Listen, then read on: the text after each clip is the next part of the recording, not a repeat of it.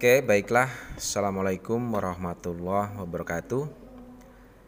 Kembali dengan Buana 79, salam semangat selalu untuk seluruh pelajar di Indonesia, baik dari Sabang sampai Merauke, dari Miangas hingga Pulau Rote. Kita lanjutkan pembuatan laporan keuangan dengan menggunakan aplikasi akuntansi yaitu Mayop Accounting dari CV Lawa Accessories, di mana pada pertemuan sebelumnya kita sudah sampai pada pencatatan dokumen transaksi nomor 15. Sekarang kita masuk ke dokumen transaksi nomor 16. Mungkin bisa kita langsung mulai saja untuk mempersingkat waktu. Baik, di sini untuk transaksi nomor 16 ada nota tunai. Dan di sini kita lihat bahwa nota tunai adalah penjualan tunai kepada Dinas Kehutanan Karanganyar dengan 10 unit tas Gunung Ray dan 10 unit untuk sepatu Gunung Nike. Nah, bisa dikatakan sebagai penjualan tunai. Nota tunai ini itu kita lihat kopnya, fakturnya di sini ada bukti transaksinya, kopnya adalah perusahaan kita sendiri, sehingga ini bisa kita simpulkan sebagai transaksi penjualan tunai karena kop perusahaannya kop perusahaan kita sendiri.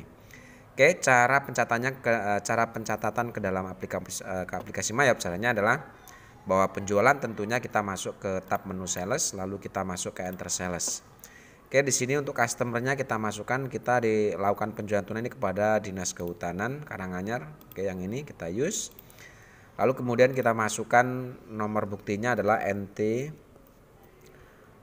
strip 12 ya, garis miring 5. Tanggal transaksinya adalah tanggal 19 Desember 2019. Oke, lalu kita masukkan nilai penjualannya. Di sini ada 10 unit. Kita tap untuk menampilkan daftar barangnya. 10 unit untuk sepatu Gunung Ray atau tas Gunung Ray, use dengan nilai penjualan 2.100.000. Lalu kemudian yang kedua 10 unit untuk jenis barang sepatu Gunung Ray. Ya, sepatu Gunung Nike. Use. Tap dengan nilai penjualan 1.350.000. Oke, lalu kita tap, lalu langsung kita lihat ke subtotalnya, kita lihat cek apakah sudah sama dengan yang di dokumen.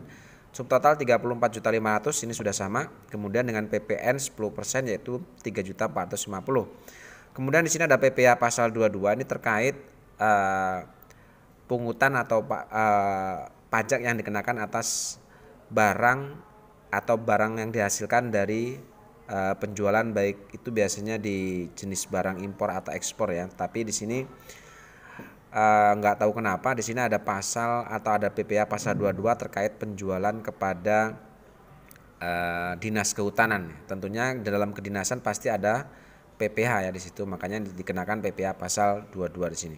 Oke, nah untuk pasal PPh 22 atau PPh pasal 22 ini akan kita catat tersendiri di jurnal pengeluaran kasnya ya. Karena di sini tidak disediakan kolom untuk mencatat jenis PPh ini, sehingga untuk PPh pasal 22 ini akan kita catat di jurnal pengeluaran kas atau jurnal umum juga bisa. Oke, sehingga ini kita tidak perlu masukkan di sini untuk PPh-nya ya, karena di sini tidak disediakan kolom untuk mencatat PPh pasal 22, dan ini tidak mungkin juga dimasukkan ke dalam kolom beban angkut penjualan karena tidak masuk dalam kategori beban angkut penjualan untuk PPh pasal 22. Tapi ini masuk ke dalam beban pajak penghasilan ya. Nanti akan kita catat dengan akun beban pajak penghasilan. Oke, kemudian setelah itu maka totalnya di sini tentunya tidak sama karena kita tidak memasukkan PPh pasal 22 ya. Di sini kalau kita lihat totalnya adalah untuk nilai penjualan plus PPN, di sini nilainya adalah 37.950.000. Nah, karena ini penjualan tunai maka di kolom paid today kita masukkan nilai sejumlah yang ada di total amount ini, yaitu 37.950.000. Ya, seperti ini kita tap sehingga balance due-nya otomatis 0, sehingga penjualan tunai ini tidak mengakibatkan adanya piutang dagang. Oke, jika sudah seperti ini bisa kita langsung record. Ya. Lalu kemudian baru kita lakukan pencatatan untuk PPh pasal 22-nya. Oke, ini karena pengeluaran di bawah 1 juta, maka tentunya ini sesuai kebijakan akuntansi ya. Ini maka akan kita catat saja di jurnal umum ya, jangan di jurnal pengeluaran kas, karena jika jurnal pengeluaran kas itu jika pengeluarannya itu di atas 1 juta atau nilainya standar tinggi lah sesuai dengan ketentuan atau kebijakan akuntansi di dalam perusahaan itu sendiri. Sehingga kita akan catat di jurnal umum ya, kita masuk ke akun, lalu kita masuk ke record journal entry. Kita masukkan di sini untuk nomor transaksinya adalah NT ya. NT strip 12/5. Oke, tanggal transaksinya adalah 19 Desember 2019. Lalu kita masukkan jurnalnya ya, jurnal untuk pengeluaran atas PPh ini, maka tentunya kita gunakan akun income tax expense ya, kode 9 ya, ini. Kemudian kita masukkan nilainya adalah 517.500. Ini kalau kita hitung sebenarnya besarnya PPh ini itu untuk PPh pasal 22 itu besarnya 1,5% ya. Silakan kalian hitung sendiri, 1,5% dari 34.500 ini pasti tentunya akan nilainya adalah 517.500. Oke, lalu di sisi kreditnya kita akan gunakan akun cash in bank tentunya karena kita membayarnya pakai cash di sini. Use. Oke, lalu kita tap, nilainya 517.500. Oke, kita tap ke bawah sehingga out of balance-nya 0. Kalau sudah kita record ya seperti ini. Oke, lalu kita lanjut ke dokumen transaksi nomor 17. Kita lihat di sini, ini adalah dokumen-dokumen pendukung dari transaksi nomor 16 ya. Ini adalah faktur untuk perhitungan PPh-nya, dan di sini untuk PPh pasal 22 di sini kita lihat daftar bukti pungutan ya, PPh pasal 22. Ini nilainya adalah 1,5% itu dari 34.500, sehingga total PPh yang harus dibayar itu adalah 517.500. Oke, sekarang kita masuk ke dokumen transaksi nomor 17. Ada bukti kas masuk ya. Di sini keterangannya adalah pelunasan piutang. Ini bisa kita simpulkan ada penerimaan kas dari adanya pelunasan piutang. Adanya penerimaan kas dari pelunasan piutang, tentunya piutang itu muncul karena adanya penjualan kredit. Sehingga untuk mencatat adanya penerimaan piutang ini kita masuk ke tab menu sales, lalu kita masuk ke receive payment. Oke, kita masukkan di sini untuk customernya kita terima dari Toko Jaya Wijaya. Kita klik customernya, kita pilih Toko Jaya Wijaya, berarti yang ini ya. Oke, use. Lalu kita masukkan nomor buktinya adalah BKM 12-3. Ya, kemudian tanggal transaksi terjadi penerimaan tanggal 20 Desember 2019. Jumlah yang kita terima di sini adalah 79.750.000. Tentunya saat kita masukkan nama customer, maka di sini di bawah muncul histori atau riwayat terjadinya piutang atau terjadinya penjualan kredit sini. Itu tanggal 30 November. Kita cocokkan di sini dengan di soal bahwa keterangannya ini adalah pelunasan piutang atas penjualan tanggal 30 November. Berarti sudah sesuai ya dengan yang ada di dokumen. Oke, setelah itu baru nilai ini, nilai yang kita terima, kita klik di kolom amount applied ini. Ya, seperti ini, sehingga jumlah yang kita terima itu sama dengan jumlah piutang yang ada. Oke, kita tap ke bawah sehingga out of balance-nya 0. Artinya tidak ada lagi piutang atas nama Toko Jaya Wijaya. Oke, kalau sudah kita record. Ya, itu dokumen nomor 17. Sekarang kita masuk ke dokumen nomor 18. Oke, di sini ada dokumen pendukung ya, transaksi tanggal nomor 17. Ada dokumen terkait perhitungan PPN, kemudian ada juga dokumen faktur ya. Ini terjadinya piutang yaitu tanggal 30 November. Ini faktur tanggal 30 November ya. Oke, lalu kita masuk ke transaksi nomor 18. Oke. Ada bukti kas keluar. Ya, ada bukti kas keluar, keterangannya pelunasan utang. Itu artinya kita mengeluarkan kas untuk membayar utang dagang. Nah, sebaliknya dengan piutang, kalau piutang tadi muncul dari adanya penjualan kredit, maka munculnya utang tentunya itu terjadi karena adanya pembelian secara kredit sehingga muncul utang. Nah, untuk mencatat adanya pengeluaran kas untuk membayar utang dagang, maka kita masuk ke tab menu purchase ya. Lalu kita masuk ke pay bill. Oke, lalu kita masukkan suppliernya, kita bayar kepada CV Uralbek ya.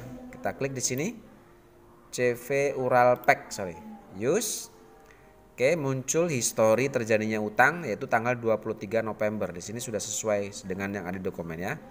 Oke, kemudian kita masukkan nomor buktinya yaitu BKK 12-4. Ya, kemudian tanggal terjadinya pengeluaran kas itu tanggal 23 Desember 2019. Jumlah yang kita keluarkan di sini kalau kita lihat adalah 113.850.000. Oke, lalu kita lihat di bawah jumlah utang kita itu pun sama dengan yang kita keluarkan ya. Jumlah yang kita keluarkan kita klik di kolom amount applied ya untuk pelunasan, sehingga kita tap ke bawah, maka out of balance-nya 0. Artinya jumlah yang kita keluarkan itu sudah sesuai dengan jumlah utang dagang kita. Oke, kalau sudah kita record. Ya. Lanjut ke dokumen transaksi nomor 19. Ini adalah dokumen pendukung nomor 18 ya, itu faktur terjadinya pembelian tanggal 23 November.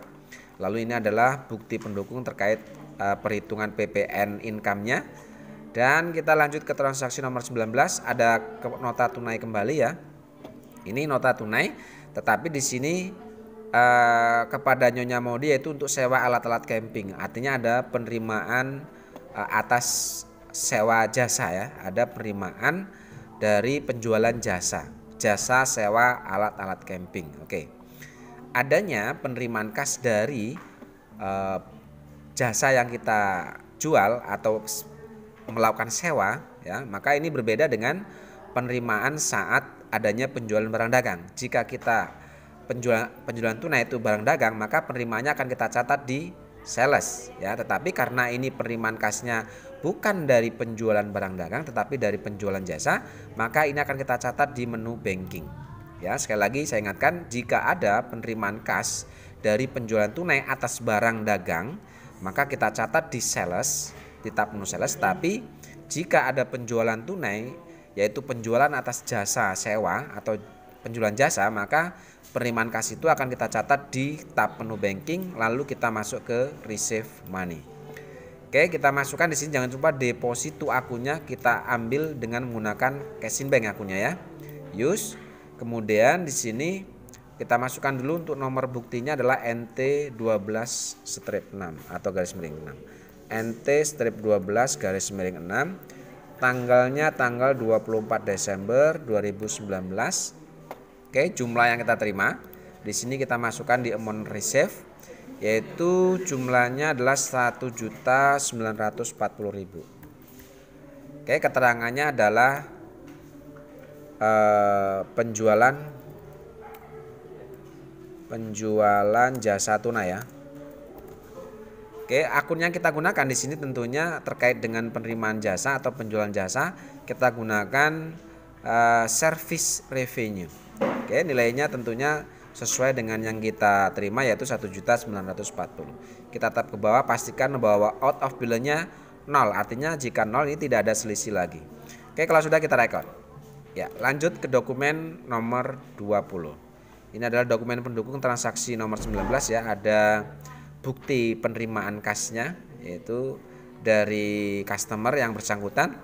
Lanjut kita masuk ke transaksi nomor 20. Di sini ada bukti kas keluar. Ini adalah pengeluaran kas untuk pembayaran hutang kepada bank ya, kepada Bank Mandiri. Oke, sekali lagi, jika pengeluaran kasnya ini untuk membayar hutang dagang, kita akan masuk ke purchase ya. Tetapi apabila pengeluaran kasnya bukan untuk membayar hutang dagang, maka kita masuk ke menu banking. Lalu kita masuk ke spend money ya. Jika penerimaan kita masuk ke receive money, jika pengeluaran kas itu kita masuk ke spend money.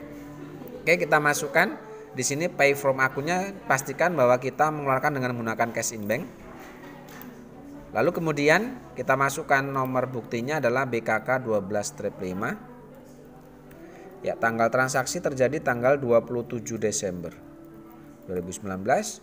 Jumlah yang kita keluarkan di sini adalah 27.500. Oke, di sini keterangannya atau memonya bisa kita masukkan sebagai pembayaran utang bank. Ya. Oke, akun yang kita gunakan di sini tentunya bahwa 27.500 ini terdiri dari dua akun ya. Akun yang pertama untuk pokok angsuran yaitu 25 juta. Ini akan kita gunakan akun utang banknya, yaitu kode 2, yaitu